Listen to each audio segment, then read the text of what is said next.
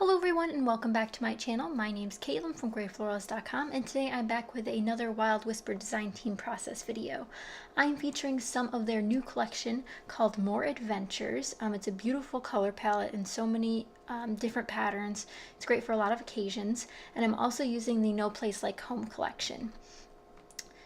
I also have a ton of other bits that I'm using, but I'll talk about those more later. So I have these two photos of sunsets from my hometown, and this was the first time I went back into the city after my graduation and after I moved back home for the summer. I don't have a design plan yet, but I wanted to use the No Place Like Home collection and the color scheme from the More Adventures collection to capture the idea behind these photos. So it was a beautiful sunset as we rode into town. And this is two different vantage points from where we were coming in from. So I wanted to scrapbook both of them together. So I cut them down to 4x4 so they'd fit more easily on this 12x12 sheet. And right now I'm looking for layering options for underneath my photos because I know I need something wide across to have the photos somewhere to sit. So I decided on this light blue pattern from the No Place Like Home collection by Wild Whisper. And so far my color palette is blues, yellows, and I also have a pink right now, but I don't end up keeping the pink as of right now. I do plan on using this pink in a later layout that I was thinking of while making this one. So definitely be on the lookout for that later on.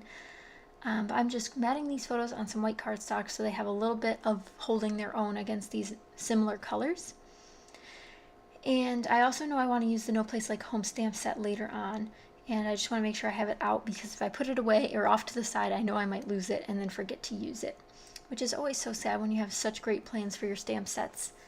I thought I was going to do some mixed media using an acrylic paint, and you'll see me play around with it later, but I end up not using it in the end. I was really thinking about using this yellow side, but I'm really glad that I didn't because I like the way that it says home on the other opposite side.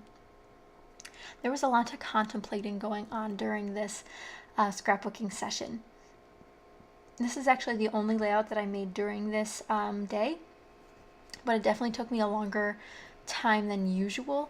I had a lot of different ideas and just couldn't settle.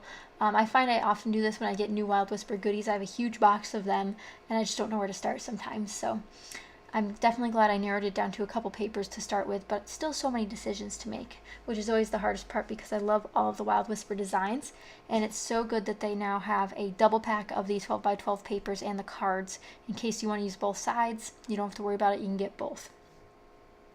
So I, again, said I was going to play with this acrylic paint and a palette knife, and it looked like mustard, so I definitely didn't want to use it.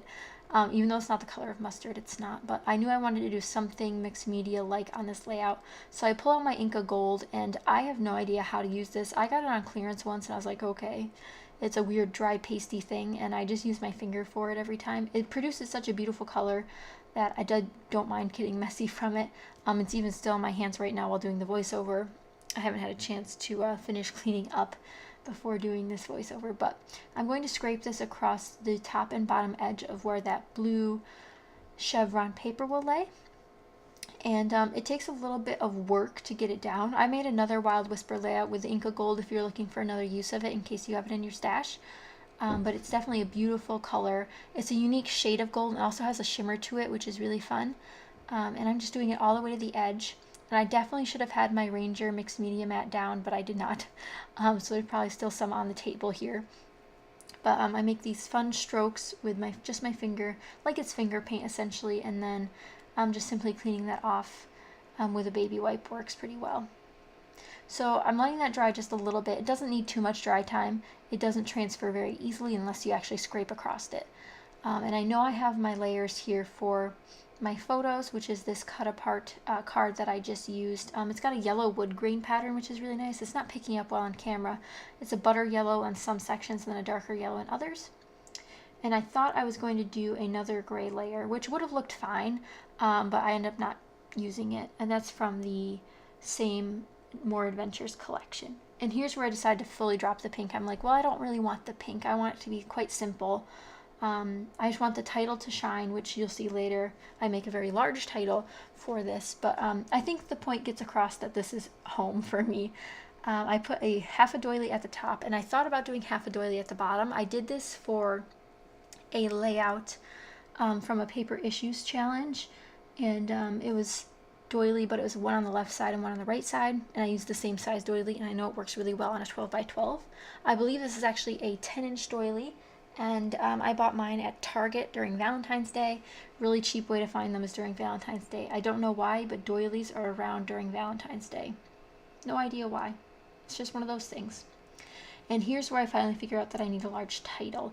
I pull out a bunch of my thickers and letter stickers, and this part takes me a while as well. Like I said, I was very picky during this session of scrapping, even though this was the only layout that I made. I've been really trying to use some of my lesser loved thickers, like these giant ones that I just pulled out to say the word B.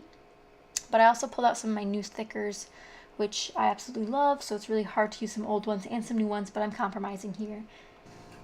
I end up pulling out these gray thickers here and decide, well, I need to glue everything down before I can actually start playing around with sticky letter stickers. But I will be using these gray thickers, and they are the Stylist font. And I also have these umbrella font thickers that spell the word B. And then lastly, I'll be using some Amy Tangerine thickers with a nice light gray graph pattern on them. And they are chipboard, so we have a lot of different things going on here. We have foam at the top, then chipboard, and then we have our beautiful puffy sticker ones. So a lot going on for the title, but as you can see, there's still not a lot of embellishing, mainly because I haven't glued anything down yet. Once everything starts to be glued down, we can start embellishing and incorporating those things. So here you can see that I split apart that yellow card, and that's what the back looked like. Had a cute sign and some pastel colors. But now I'm going to start gluing down the doily so I can place my title. And my title is going to be Best Place to Be. Obviously the word home is used a lot on the background paper, so I figured that was a symbol that obviously the best place to be is home. So that's where I'm going with that, at least. That's what I think I'm doing. But don't worry, that's how it turns out. So what I really need to do is make sure my title is essentially centered. So I use my T-square ruler to figure out where the 6-inch mark is, which is the center point of a 12-inch piece of paper, and put my 2 middle letters, since it's a 4-letter word, E and S are the 2 middle letters, and those will be nestled right around the 6-inch mark. Not too exact, but close enough that it won't be too noticeable. I have to put extra adhesive on the back of these 2 letter stickers. Again, it's going to say Best Place to Be. It'll make more sense once it's all together. And then these chipboard stickers from Amy Tangerine gave me a very hard time, but I have to put glue on the back of those as well, using my fine line bottle, which holds Scotch Quick Dry adhesive, in case you're wondering. I've only had, I think, 1 bottle of Scotch Quick Dry adhesive, and it's lasted me so long. I just refill this every time it feels a little bit low, because if it's not too full, then you can, it's harder to squeeze glue out sometimes, so you just want to make sure you keep it at a nice level so it's easier to get glue out. Now I'm pulling some asterisk pieces from the coordinating thicker sets that I used to see, make those as embellishment pieces. It's a great way to bring in more of that color and that pattern and that texture throughout the layout by using these extra pieces they include in the thicker sets. And I'm currently trying to figure out what I want to use as the word to, and I end up using the same letter stickers as the word place. Not exactly what I was going for looks, but it works out well. So once those are centered and glued, I move on to embellishing, which is my favorite part of any layout, obviously. I love embellishing more than paper layers. I know some people are paper layer people, and I know there's people that are mixed media people, but I am definitely an embellisher by heart. I'm taking the No Place Like Home stamp set from Wild Whisper and doing some double stamping around. There's this cute chevron set that I just use underneath the right photo. I'm also going to be using the one that says Home Sweet Home. The little houses are really cute. I love using that one.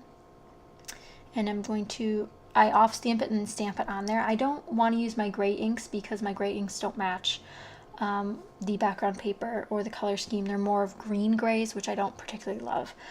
So I'm doing some off stamping so I can get a lighter shade of black, so essentially gray, as part of here. So this one's Home Sweet Home, and that's going above my left-hand photo, trying to balance out the 2 stamped images there, so you have 2 on each side of the photo essentially.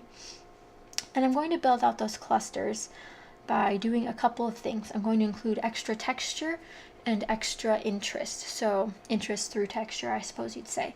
So those include sequins, wood veneer stickers, all of that stuff. The things you normally find in clusters. I use a couple of stickers from Tim Holtz. One says I feel so lucky, and then the other one's a little bit longer, so I'm not 100% sure what it says off the top of my head, but I include 2 of those just so there's not one and one's like the Lone Ranger. This one says something about follow your heart, it will show you the way. So like bringing you home sort of thing. It's a whole theme thing we got going on here.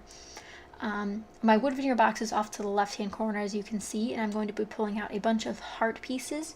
I love to use hearts about home layouts because it makes sense, you know, love home, makes sense. And then I pull out the sequins. This is the No Place Like Home sequin mix, which is made by Spiegel Mom Scraps exclusively for Wild Whisper, which is absolutely beautiful. It's got the beautiful yellow shade that I really love, as well as blue flowers, which I don't use on this layout because I don't have that shade of blue included, but really cute nonetheless. I include a bit of this scattery material, the hearts and the sequins, up above here in the title area, just to bring in a more color up there because it's very blah up there. But I also like how it goes from gray to blue when you're finally home. Like, it's like everywhere else is not as equivalent to home. So we've got a lot of different things happening, a lot of themes, if you will. It's like a movie that has too many plots that you can't follow. That's this layout. Lastly, I add one of these paper clips that I had in my stash. That's the perfect shade of light blue, but that's pretty much it for this layout. I hope you guys enjoyed it. If you did, definitely check out Wild Whisper's blog, where you can find more information about these products and more inspiration for these products. But I hope you guys enjoyed. I definitely loved making this layout, and it means a lot to me to have this. This is one of those ones you'd frame and hang in your hallway. So Wild Whisper is definitely the ticket if you're looking for some home themed goods. But I hope you guys enjoyed. Thank you so much for watching. If you're not already, please subscribe, and I'll see you guys next time. Bye!